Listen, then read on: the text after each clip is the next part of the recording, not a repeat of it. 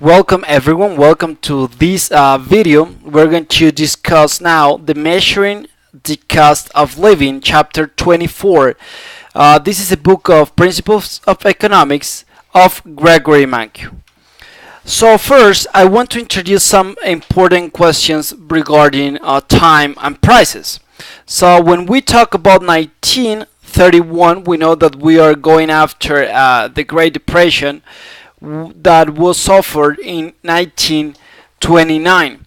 In that specific point, maybe we didn't watch this baseball player. However, we have heard about Babe Ruth.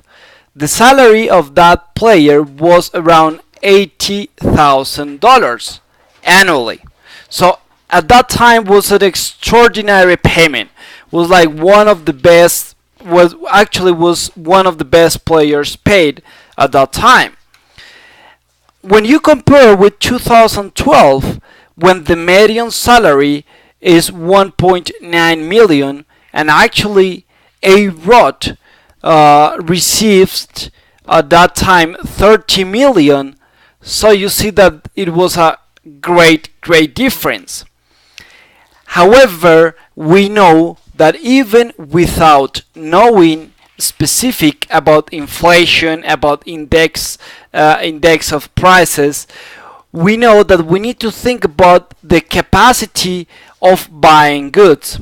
At that time, we are talking about the possibility of purchasing goods. So then, in 1931, naturally, with a nickel, you got ice cream cone. Then less than $1 naturally. Then at Babe Ruth, time prices was definitely much lower than today. So it's not like kind of easy to answer the question who got the best standard of living. So during this chapter, we will have an idea how economists measure the overall cost of living, and at the end of the day they can compare situation of dollars in different points of time. So then we are going to focus on the comparison in terms of purchasing power. First, we need to clarify the concept of consumer price index. This specific index provide us the possibility to find a way to make comparisons among years. So naturally, the CPI is used for monitor changes in the cost of living over time. So if CPI rises, naturally you need to spend more money to achieve the same standard of living. So then inflation at the end represent a situation when the prices are rising or the CPI is rising. Imagine a CPI as a basket of goods and services that you need to buy. So then when the basket in general increases the price is when we talk about inflation. So then the inflation rate is just the percentage change in the price level from previous period. So naturally, if the CPI increased, we are talking about inflation. If it goes down, we talk about deflation. So then, before in the previous chapter, as you probably remember, we saw prices with deflator. Then, actually, inflation rate is more used because due to it considers the goods and services bought by consumers. And remember, the deflator, it comes from the comparison of the nominal GDP with the real GDP. Then we are taking into account all goods and services produced in the determined period of time. But inflation rate is just taking into account the situation of consumers. So with this situation, if we have a number that we just need to multiply this in determined year, and we're going to bring that value to the current value, naturally we are going to be able to make comparison between two periods of time. So then, the consumer price index measures the overall cost of the goods and services bought by a typical consumer. So naturally it doesn't include like maybe luxurious goods or services that a normal consumer will buy, right? And the Bureau of Labor Statistics, the BLS, this is a part of the Department of Labor, computes and reports the consumer price index during different periods of time, usually monthly, right? And then we're going to make like some comparison with the GDP deflator, because at the end of the day they measure the same thing. So here a numerical example to understand a little bit better. So we're going to create like a CPI for a specific basket of goods, and this basket, as we are seeing here, you fix the quantity of goods. In this case, we're going to imagine an economy of two goods. As usual, we're going to minimize the situation of the word in just two goods to make the ideas much like definitely more clear. So here we have a basket of 4 hot dogs and 2 hamburgers. So this is the normal consumption for a typical consumer. So then obviously the Bureau of Labor Statistics, the BLS, they have a data of thousands of goods and services. So this, we are just imagining the situation of hot dogs and hamburgers. So here is the step 2 for the construction of the CPI.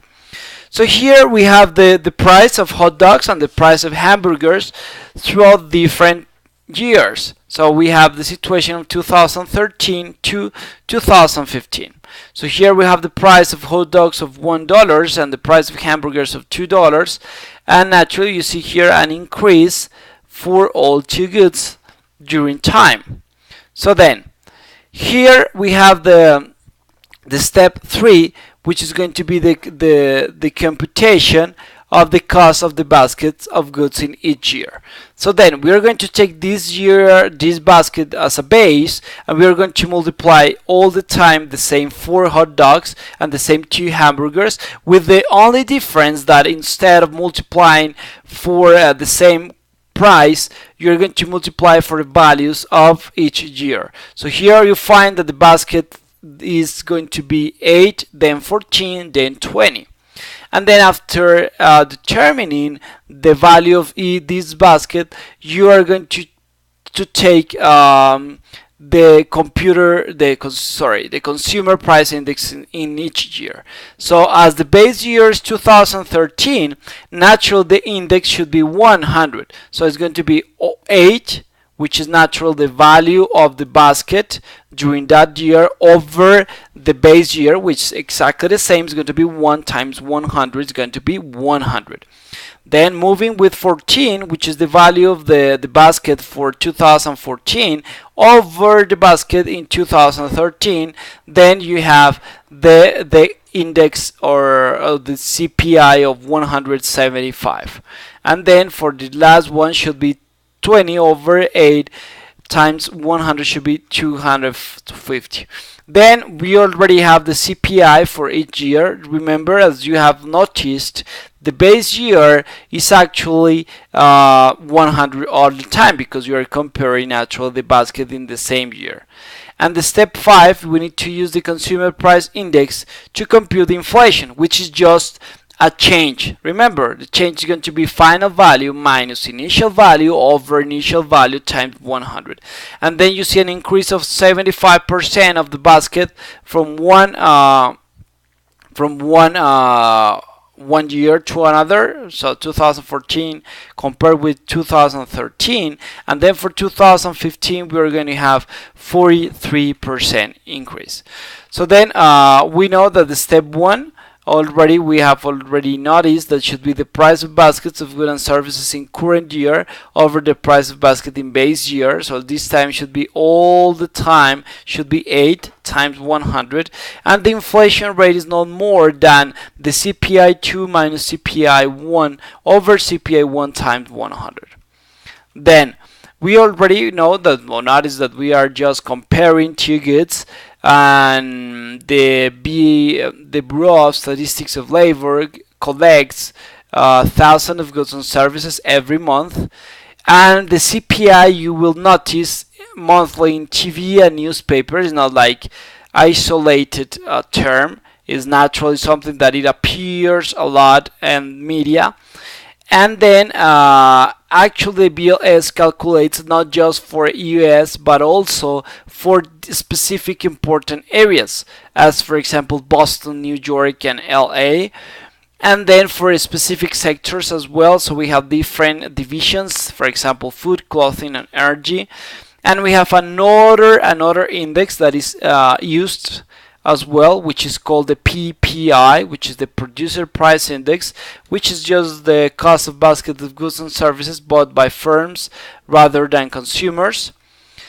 And then actually, because producers at a certain point, they need to transmit the prices that they buy as inputs, and they put in the prices of the outcomes. So naturally it's a transmission. So then the PPI should be reflected at the end of the day in the CPI as well. And what is in the CPI's basket? It tries to include all the goods and services that typical consumer buys. So normal quantities that a consumer buys, a specific quantity. So here is the proportion, how CPI is calculated. So as you can see here, more part of that is 41%. It belongs to housing. And then inside this 41% of the CPI, we have the 32, which is the cost of shelter. And then we have fuel and other utilities, 5%. And the last part of household furnishing and operation. Then we know that transportation is the second most important representation of spending for a typical consumer, a family. So it should be 17% of transportation, as cars, gasoline, buses, subway, etc.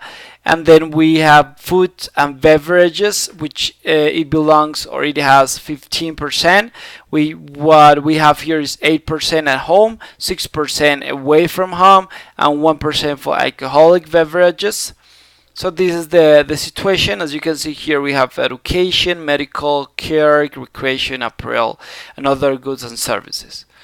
So then the idea is like how incomes must rise to maintain a constant standard of living, because obviously if you receive a higher salary but the price is going over that increase, naturally your standard of living will decrease. So it's something really important to highlight here. It's like CPI is not a perfect measure of standard of living. How come? Because first we present a substitution bias. So some prices rise more than others. So what does it mean? So naturally, some consumers tend to consume more of those goods that are cheaper in comparative terms. So the CPI assumes just a fixed quantity of goods in the basket. As we said, hot dogs and hamburgers. What about if the hot dog prices increase? Naturally, you're going to substitute in some part the consumption of hot dogs for hamburgers. So then maybe your standard of living is exactly the same, but for the CPI terms is not. So naturally it ignores the possibility of consumer substitution, so overstates the increase of cost of living. So the simple example should be that we have apple and pears, and consumer buy more apples. So BLS constructs the basket of goods, it includes more apples than pears. But then imagine that now pears are cheaper than apples. What's going to happen? Naturally, consumers buy more pears than apples. So as BLS uses a fixed basket, it assumes that consumers buy the same quantity of apples, what is completely wrong because of the substitution. So then larger inflation that really it is, because consumers, they are avoiding consuming that kind of products. So this is the substitution bias issue. Introduction of new goods. So then there are more variety to choose. At the beginning, those goods are not considered, but maybe you are going to buy them. So then you have more options usually, and then the cost of living is lower because you can find other goods that they are not being taken into account for that CPI. Other should be the unmeasured quality change, because for example the worse quality of a good may be something that is not going the same quality of that specific device, and that is not reflected in CPI because it just take into account changes in prices, not in quality of the goods. Then you can see that the point is actually a bias, should be around 1%, but now due to different measurements should be close to 0.5%. Then naturally, when there is high inflation, it goes to panic because actually the purchasing power go down. And we're going to make a parenthesis of monitoring inflation in the internet age. So actually some parts, as Japan is the normal example, they're experiencing negative inflation. So then people prefer save instead of consume. And then inflation is needed to make adjustment in social security benefits or interest payment on bonds. So this is why inflation is really needed, because we are going to make adjustments for that kind of products. And for example, for this point, at this point now, $234 million is like the cost of the measurement of inflation each year.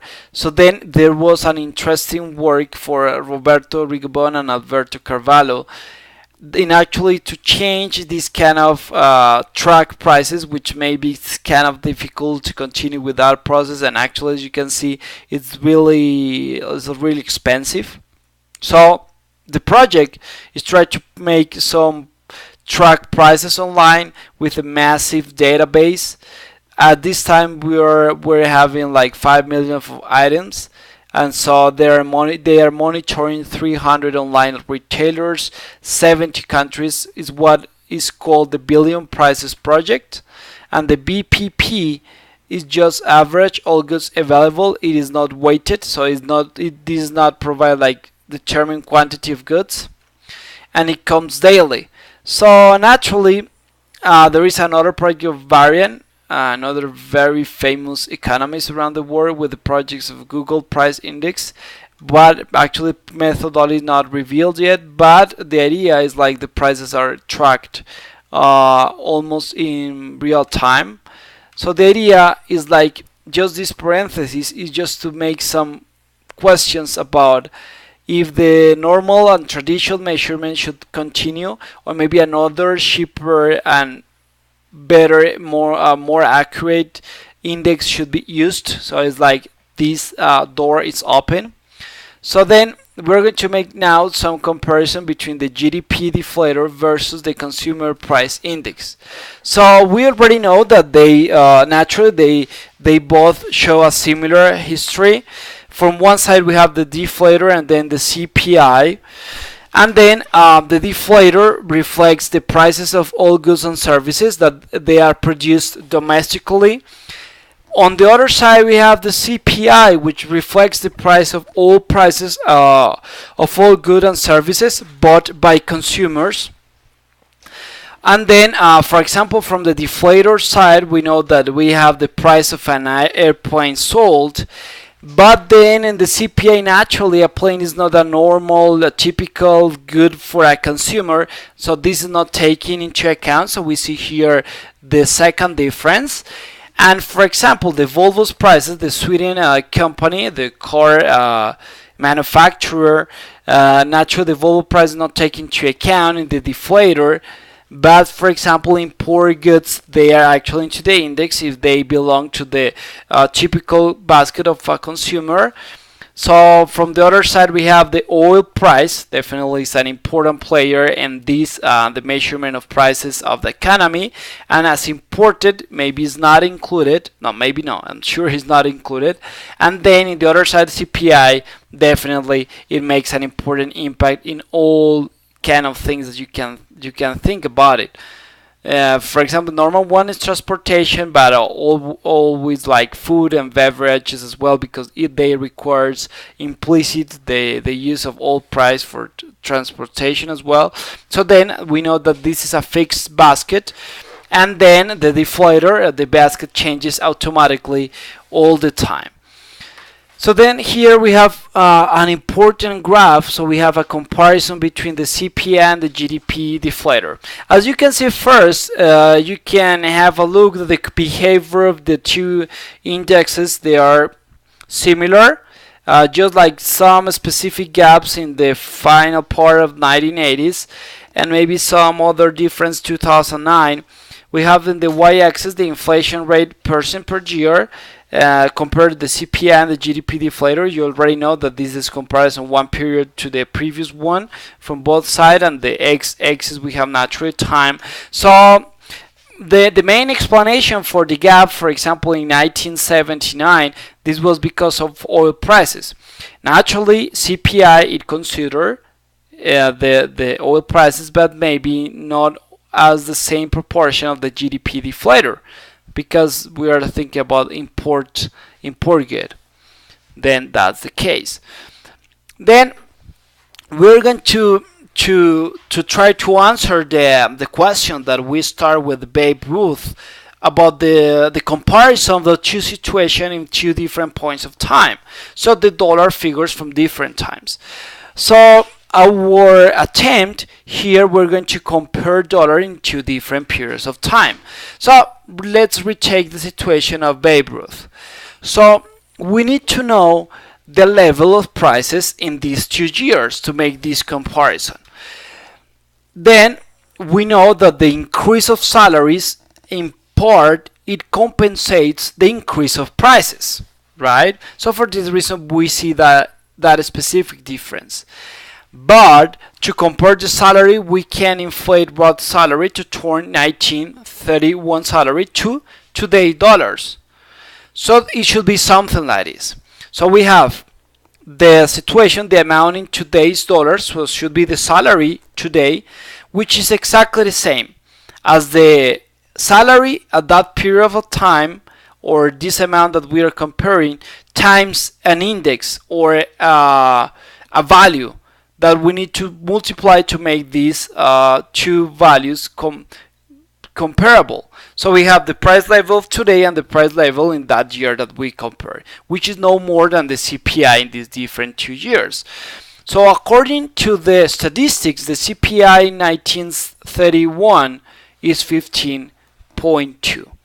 And then the CPI of 2012, the time of that book, it was 2029.5. So if we just replace the situation of with these two values, we're going to have the salary of 2012 is exactly equal to the salary of 1931 times this relation. So then we have the salary of $2012 is exactly the same as the value of the salary of Babe Ruth times this one. So we're going to make this $80,000 the value of today. So this is the difference, the ratio of these two quantities, and then we end with around 1.2 million. So this is actually 1/3 less than the median Yankee salary today. And actually, this is around 4% what was paid to A-Rod. So then, this is because first, it represents an overall economic growth. So it means that the situation of the economy has improved, so salaries has been compensated not only in inflation, but also in terms of productivity, in terms of economic growth.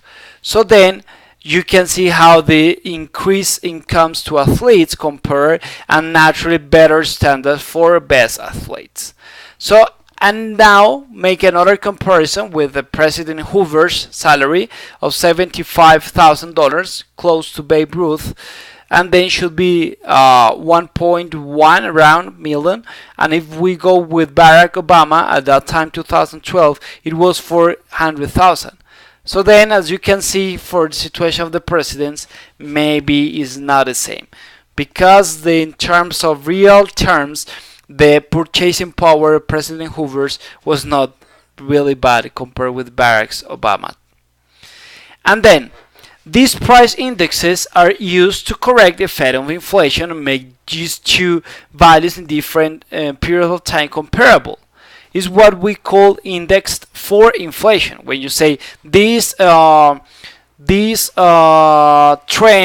this data has been indexed for inflation, you are going to be okay because you can compare between years without any trouble. So, for example, when you have a contract between unions and firms, they include partial or complete indexation to CPI to guarantee an increase every year or every specific period of time to the CPI to maintain or even improve the standard of living. This is the cost of living allowance, which is called the COLA, and then the wages go up when the CPI rises, naturally. Another important values are indexed all the time as social security benefits, for example. They are indexed for the same reason, to maintain, to keep the situation of standard of living of that people that they receive these kind of subsidies. Actually, this is an important part of the Hollywood situation, something that we have seen throughout newspaper a lot. So when we don't talk about indexation, for example, we know that the film Avatar, it receives around $761 million. The second one was Titanic. Third one was the Marvel's Avenger. But when you make the indexation and you bring the money to a specific period of time, the podium changes dramatically. Actually, it changes totally.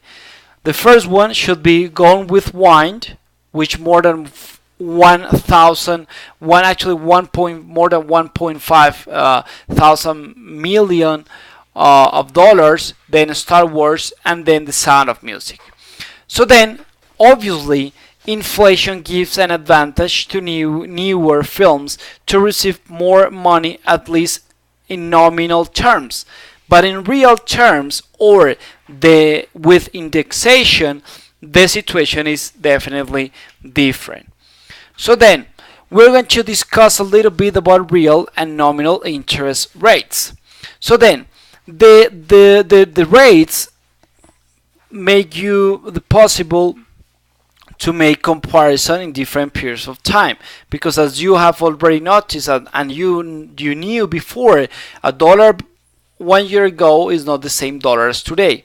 Why? Because you cannot buy the same quantity of things with this dollar. You can buy less usually.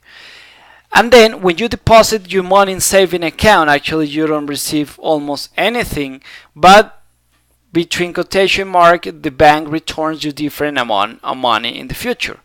Hopefully it should be higher. Then, on the other side of the coin, when you borrow money, it's similar, because you are going to pay more money, and actually it's extremely much more the money that you need to repay for your bank. Then, imagine my situation. Diego deposits $1,000 in a bank. And then imagine a rate of 10% annually. So in 1 year, I'm going to have $1,100. The question is, am I richer in $1,000? You would say yes, obviously, because you're going to receive $100. Obviously, if you have paid attention to this chapter, it's like you need to first look at the situation of prices. Look at the situation of purchasing power. If the purchasing power is better and you can buy more with this $1,000 instead of $1,000 1 year ago, your situation have improved. Otherwise, you are worse, or maybe you are the same. So naturally, I don't have this $100 more, and that's it because the price during this time have gone up. So imagine the situation I buy movies on YouTube, and each movie, imagine again, hypothetical situation, $10. It's too expensive, right? So my deposit was equivalent to 100 movies. So I could have paid 100 movies with this $1,000. So how many movies I can buy now? That's the real question. Let's go to different scenarios. First, imagine zero inflation. What's that? You know, the CPI stay the same, so the prices stay the same. So then you're going to have the same price of the movie, and now you're going to buy 110 movies instead of 100. So then you had actually a net increase of 10% of purchasing power. Now move to the 6% inflation situation. With a 6% inflation, you are going to have now a price of that movie $10.60.